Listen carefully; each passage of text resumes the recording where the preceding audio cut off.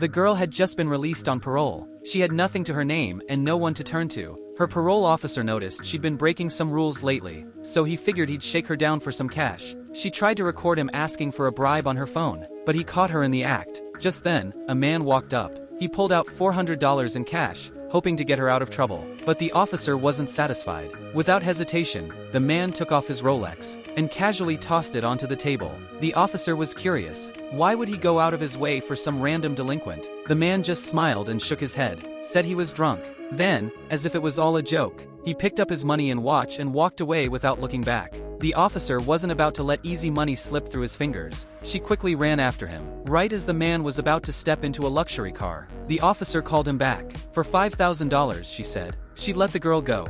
Good night. No.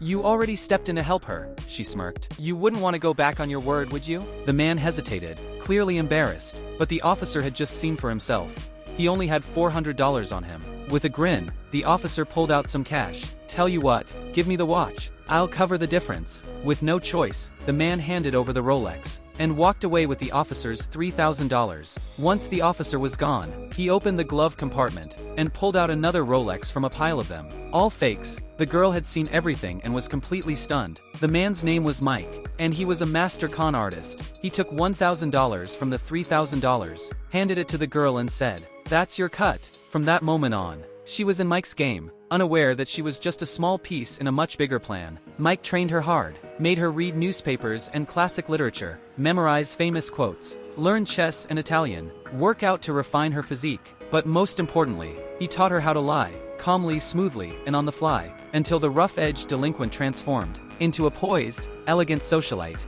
Then, one night, Mike took her to an upscale restaurant. He glanced toward a wealthy-looking man. It was time to put her skills to the test.